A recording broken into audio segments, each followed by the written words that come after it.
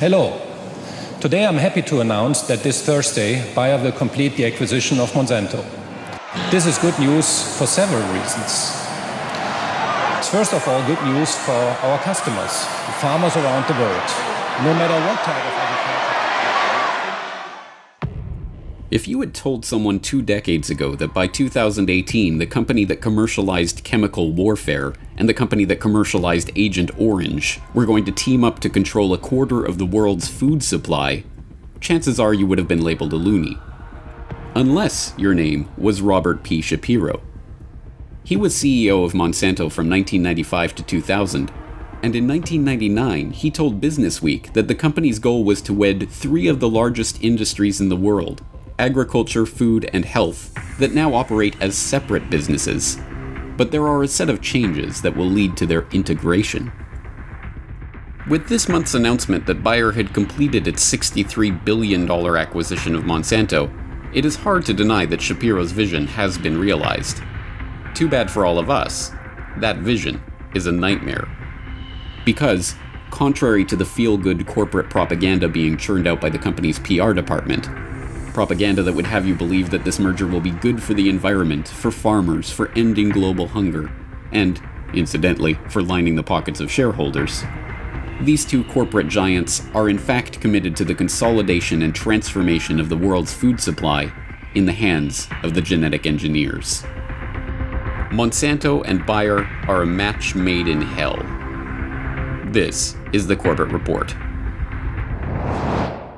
It is hardly surprising that the first thing Bayer did after completing their takeover of Monsanto earlier this month was to announce that they were dropping the Monsanto name, merging the 2 companies' agrochemical divisions under the Bayer Crop Science name.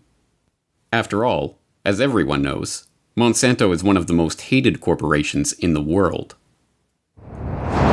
In the film Food Evolution, Neil deGrasse Tyson notes that Monsanto is one of the most hated companies in the world. Why do people have such strong feelings toward Monsanto?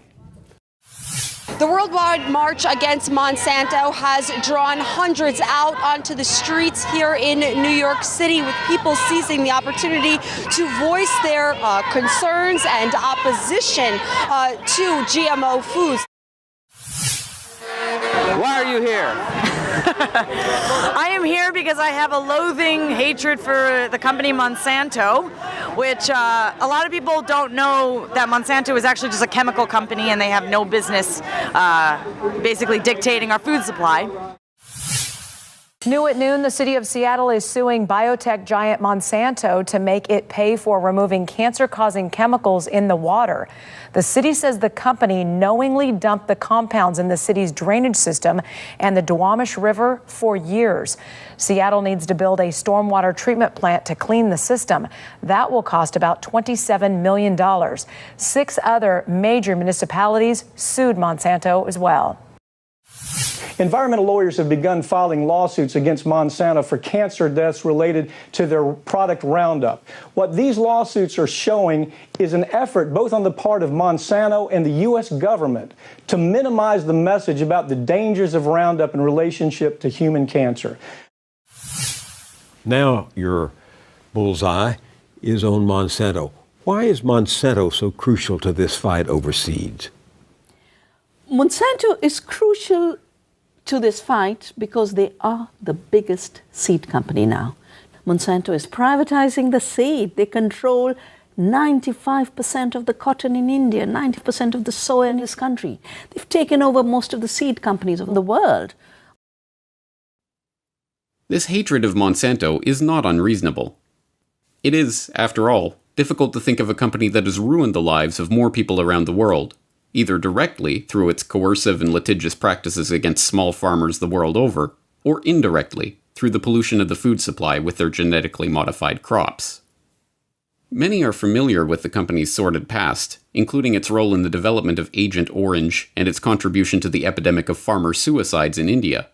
But in recent years, Monsanto has gained special notoriety for its attempt to push the boundary of patent law in a self-admitted effort to gain a monopoly over the world's food supply.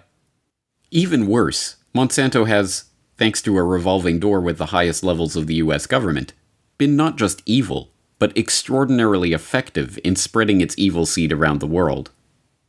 That revolving door has seen literally dozens of top Monsanto executives drift in and out of the US government agencies that, laughably, are said to regulate the agrochemical business, including Dennis DeConcini, the former US senator who now acts as legislative consultant for Monsanto, Mickey Cantor, the Commerce Secretary under President Clinton who also served on Monsanto's board of directors, Michael Taylor, Obama's deputy FDA commissioner who had previously served as Monsanto's vice president for public policy, Linda Fisher, who was appointed deputy administrator of the EPA in 2001, fresh off a 5-year stint as Monsanto's vice president of government and public affairs, and U.S. Supreme Court Justice Clarence Thomas, who served as a corporate lawyer for Monsanto in the 1970s.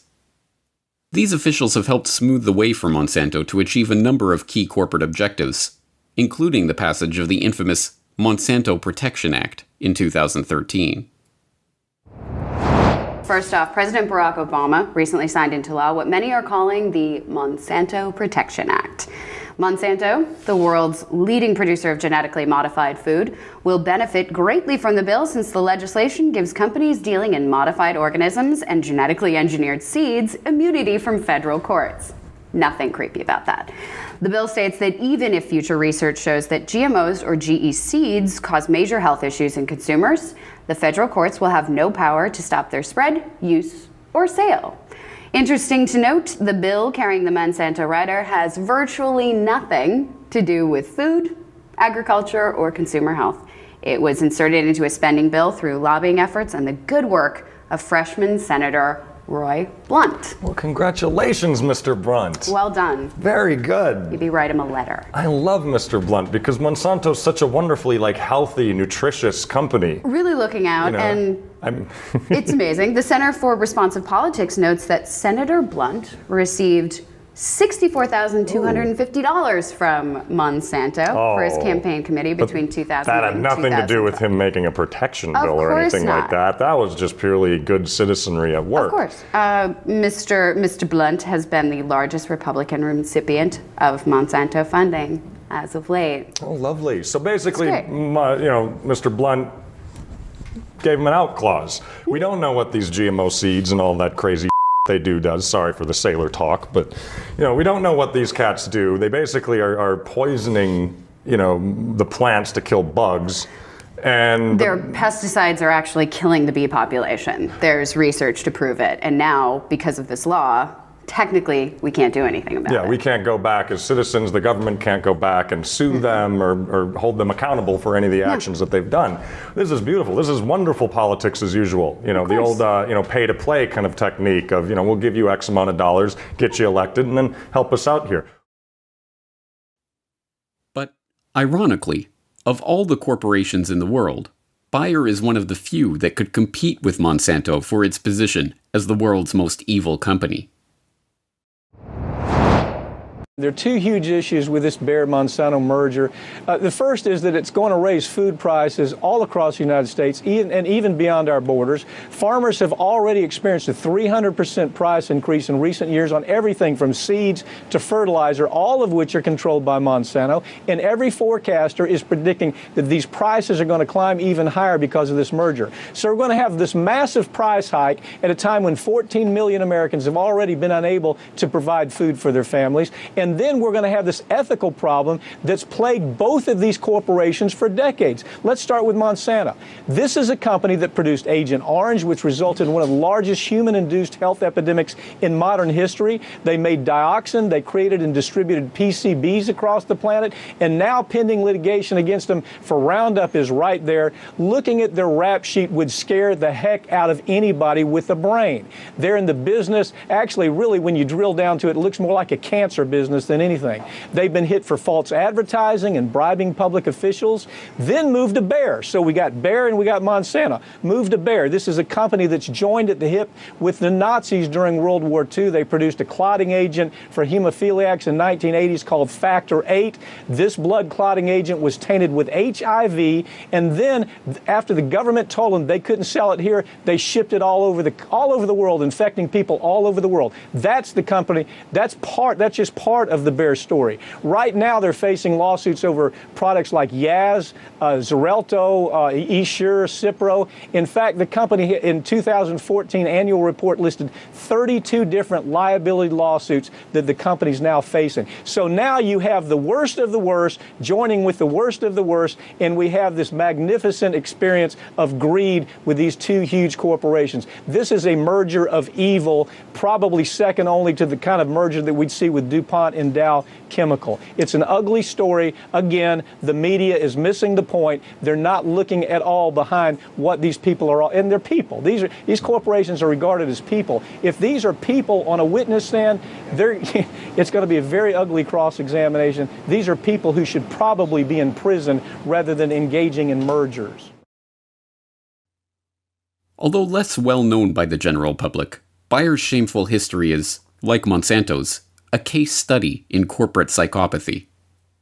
Founded in 1863 by Friedrich Bayer and Johann Friedrich Westcott, it wasn't until 1899 that the company trademarked its most well-known product, aspirin. Less well remembered is the fact that Bayer was the first company to trademark heroin, which they marketed as a non-addictive alternative to morphine and a cough suppressant.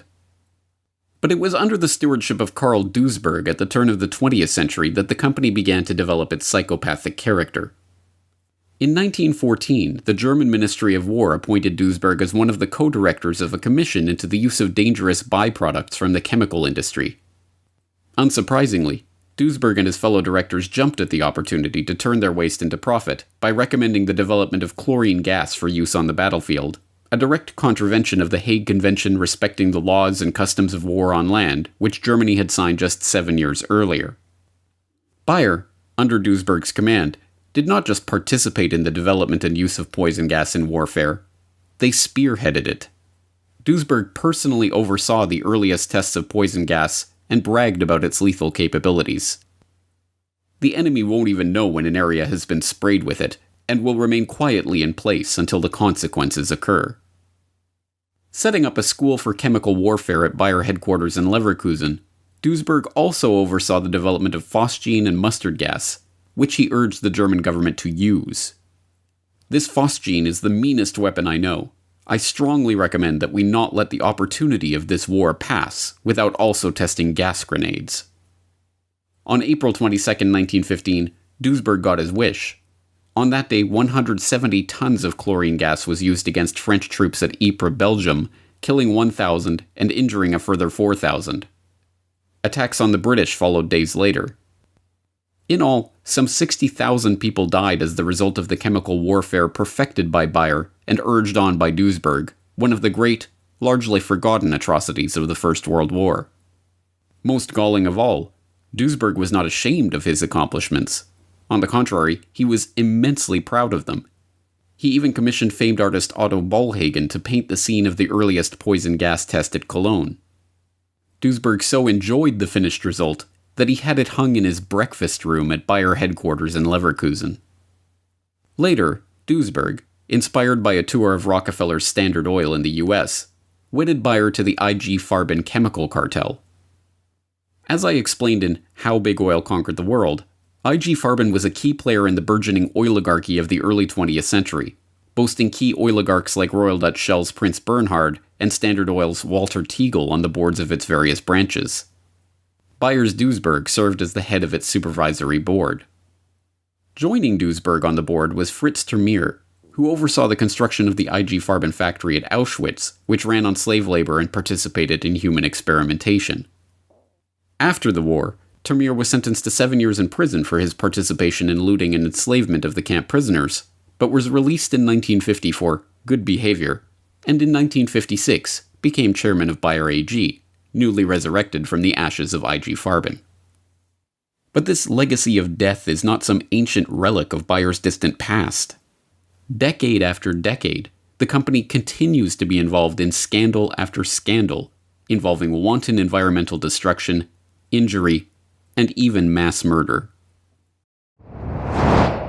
Bayer accidentally funds studies showing its pesticide is killing the bees and promptly denies those conclusions. A large-scale study on neonicotinoid pesticides is adding to the growing body of evidence that these agriculture chemicals are indeed harming bee populations, to say the very least. Carried out at 33 sites in the United Kingdom, Germany, Hungary, the study found that exposure to neonicotinoids, quote, left honeybee hives less likely to survive over winter, while bumblebees and solitary bees produced fewer queens, end quote. Mirena is a chemical-coated soft plastic IUD that proved to be a huge moneymaker for Bayer. But part of the reason that this particular contraceptive was so profitable was because Bayer was deliberately overstating the benefits of their device and not disclosing some of the rare but dangerous side effects. For example, in April of 2009, the FDA had to issue a warning letter to Bayer Healthcare because its website for Mirena made a number of claims that were simply untrue or unproven. Bayer was so busy making claims that the IUD was a perfect solution for busy moms and would increase women's sex lives while making them look and feel great that it forgot to mention that the device is recommended for women who've already had at least one child. The company also declined to state that the Mirena IUD increases the risk of ectopic pregnancies, which is when a fertilized egg attaches to an area other than the uterus. So the CEO was actually speaking to Bloomberg Business Week, and he is trying to appeal the Indian court's decision to allow this patent for another company. He said the following: "We did not develop this medicine for Indians. We developed it for Western patients who can afford it." Oh, and look at that face. That's the kind of face that would say a thing like that. Doesn't he look so smug? Like, oh, please, we didn't develop this for Indians. We developed it for Westerners who are rich. In the 1980s, Bayer Corporation produced a medicine that was supposed to improve the lives of hemophiliacs. Bayer didn't tell those hemophiliacs that their product was infected with HIV. Because of that, entire families of hemophiliacs died with AIDS as the virus spread within households. When Bayer was ordered to stop selling their drug in America, they dumped their AIDS-laden product in Asia and killed Asian families. No one with Bayer management was arrested. No one who made these psychopathic quality decisions went to prison. They claimed the protection of their status as a corporation. That corporate status gave management the ability to kill people for profit and not go to prison. Indeed, it is not difficult to see why these two companies, each one a titan of its respective industry, each one guilty of the most atrocious crimes against humanity and the destruction of the environment, would feel an affinity for each other. But why merge? What does a pharmaceutical giant have to gain from buying out and merging with an agrochemical giant, especially one that carries as much baggage as Monsanto? If the connection between these corporate behemoths seems tenuous, then perhaps the key to understanding it is presented in that 1995 quote from former Monsanto CEO Robert Shapiro. We're talking about three of the largest industries in the world, agriculture, food, and health, that now operate as separate businesses. But there are a set of changes that will lead to their integration.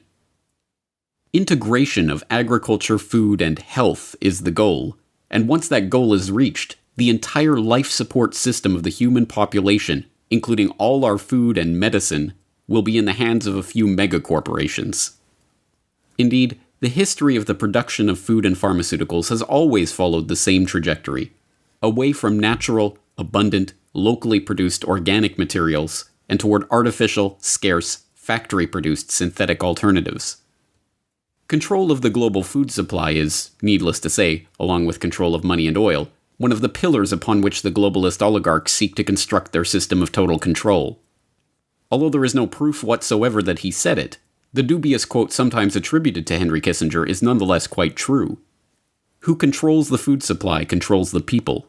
Who controls the energy can control whole continents. Who controls money can control the world. The process of consolidating these industries is of course nothing new. In fact, it started long ago. As I explained in How Big Oil Conquered the World, even the current agrochemical industry has to be seen in its historical context as a fusion of the petrochemical fertilizer giants, DuPont, Dow, Hercules Powder, and other businesses in the Standard Oil orbit, with the ABC seed cartel of Archer Daniels Midland, Bunge, Cargill, and Louis Dreyfus. These previously separate fields were gradually consolidated under the flag of agribusiness, itself developed at Harvard Business School in the 1950s with the help of research conducted by Vasily Leontief for the Rockefeller Foundation. And as I also explained in How Big Oil Conquered the World, Big Pharma too was a creation of the same drive toward consolidation and spearheaded by the same people. From the Carnegie and Rockefeller-funded institutionalization of the medical profession, to Standard Oil's role in supplying the petrochemicals for the burgeoning pharmaceutical industry, to the role of Rockefeller Institute researchers like Cornelius Rhodes, who developed chemotherapy from the mustard gas pioneered by Bayer, the overlap of the oligarchical interests in cementing global control has been abundantly clear. Then, with the advancement of GMO technology in the 1980s and 1990s, again with considerable help from the Rockefellers and other oligarchical interests, new opportunities for consolidation presented themselves. Seeds used to be sold by seed companies, and fertilizers and herbicides used to be sold by chemical companies. But then the GMO revolution came along, and all of these companies spun off biotech branches to genetically engineer seeds. That, in turn, opened up opportunities to create GMO seed strains that are tailored to work with patented herbicides and fertilizers. The combination of GMO seeds and specially tailored agrochemicals has been especially lucrative for Monsanto, which was the first to capitalize on those synergies when it won regulatory approval for its first Roundup-ready soybeans in 1994. Roundup, aka glyphosate, has gone on to become the most used agricultural chemical in the history of the world. Monsanto and Bayer, not to mention their cohorts in the agrochemical, pharmaceutical, and euphemistically named life sciences industries, are ultimately seeking the same thing: complete control over the population, from the genetic engineering of its food supply to the control of its medicines and chemicals. It is a race toward complete centralization, and with this acquisition, Bayer and Monsanto are getting a head start. Particularly frightening, then, though hardly surprising, that this latest round of consolidation is being spearheaded by two corporations as thoroughly deplorable as Bayer and Monsanto. Bayer, one of the pieces of IG Farben's grim and oligarchical legacy, supplier of chemicals for the poison gas attacks of World War I, knowing seller of HIV-contaminated vaccines, mass murderer of bees, seller of tainted GMO crops. And Monsanto, dumper of toxic chemicals, proud seller of carcinogens, suer of farmers, cause of farmer suicides, suppressor of scientific dissent. Are you feeling safe knowing that a quarter of the world's food supply will soon be in their combined hands? If not, then all of the efforts that have been made in recent years to march against Monsanto must be translated into a boycott against Bayer and all of their friends in the burgeoning biotech, big agri, seed cartel, GMO Franken industry. It is only by increasing our support for locally sourced, organic, heirloom seed-grown produce that we can hope to supplant this new mega giant and consign it to the dustbin of history where it belongs.